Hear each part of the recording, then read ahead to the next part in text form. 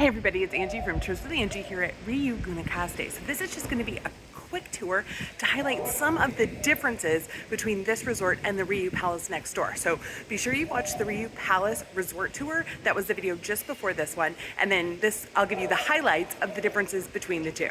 The first difference you notice upon entering the resort is that the lobby here is open air, where at RIU Palace it is air conditioned. Now this makes a big difference because the weather here is very hot. We were here at the beginning of April. Temperatures were regularly 100 degrees with a heat index even higher because it's very humid. So if it's important to you to have a space that has air conditioning to hang out in the evening, the Palace is going to be a better choice. The first restaurant we'll come across is Toucan. This is the a la carte specialty dining option for in the evening. Now, I really like this menu because it's local Caribbean food. They don't have a restaurant like this over on the Palace side. You'll also notice if you watch the RIU Palace tour that this is a more authentic vibe. There's a lot more dark woods. It's not as sleek and modern as what you find on the other side. It feels very much like a hacienda, an older style. Let me know in the comments, which style do you prefer, the older style or the more modern style with the whites and the purples? Here is the lobby bar. Again, this is open air. This is going to be where you're going to hang out in the evening.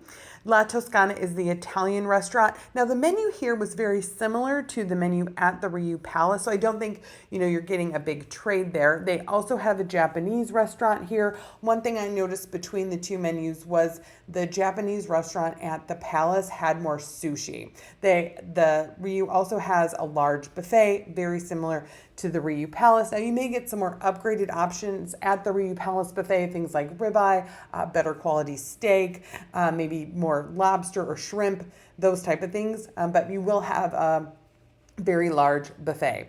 The sports bar is going to be similar to the 24-hour bar. I love the theming in here better though. You have grab and go options. You even have a hamburger that you can microwave and heat up. They have the nachos and the cheese. So this is going to give you a little more food options, a little different food options. Whereas as you saw in the RIU Palace video, that was more in like hotel pans. It was changed more often versus the grab and go here. But this is a wider space. It definitely has a sports bar feel versus just a lounge that's on the RIU Palace side. They have specialty breads in the morning. Now here's another bar just outside the theater. I like this bar better because it has all of those bar stools. I commented on the RIU Palace side. I wish that they had more bar stools around the theater bars there. This also has the nighttime entertainment, so you're going to see the shows. In fact, like the Michael Jackson show here was here one night and it moved to the RIU Palace the next night. They have an open air terrace area that you can relax. Again, very hot though, so something to keep in mind. You'll notice that the landscaping is very similar to what's on the Palace side. They do an excellent job here making it feel tropical and beautiful. They have all types of flowering plants. I think the landscaping team here does a tremendous job.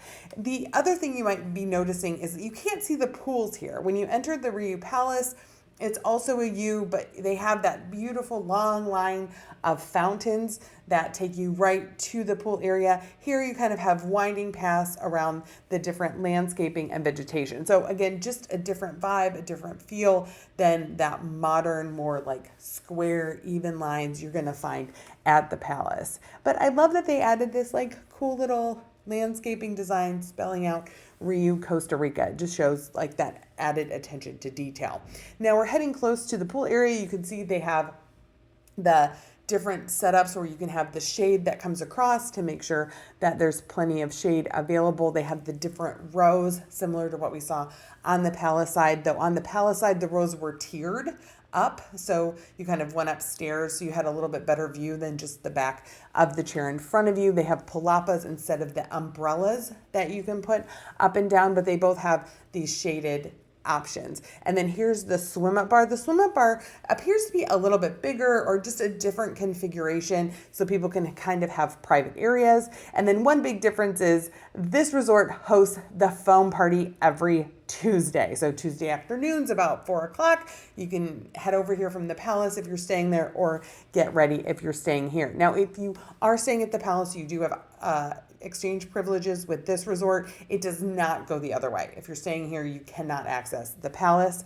You have a little jacuzzi there in the middle, and then your lounge chairs coming around the back of the swim up bar. This also has a bar you can sit at and a little lounge area. I like the lounge area at the RIU Palace a little bit better. The chairs were more comfortable, but this has more bar stools than the RIU Palace side. So I think all in all, the swim up bars are pretty much equal between the two resorts, except when it comes to the type of alcohol. So the alcohol you're going to get here is going to be more domestic brands, things that are going to be popular in Costa Rica.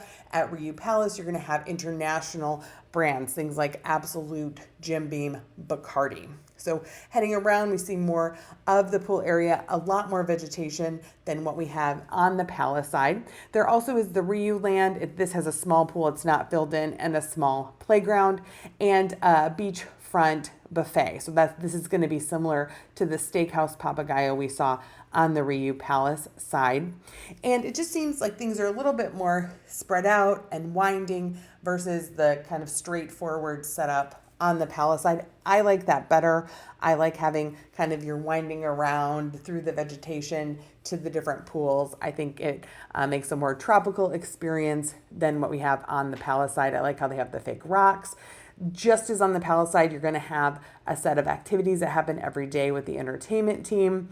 And you have the zero entry pool here. Both RIU Palace also had a zero entry pool. So that's covered on both sides. And as we head closer to the beach, we're going to take a look at that beach area. Now, I think the beach area here is a little bit nicer. I think the vegetation heading out to the beach here is a little bit nicer.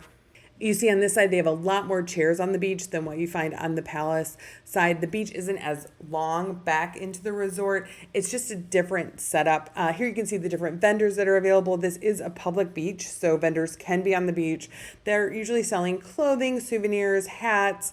They'll approach you if you're interested in tours. You just have to say, no, thank you. There's also a vendor that rents jet skis and these like inflatable things you can climb.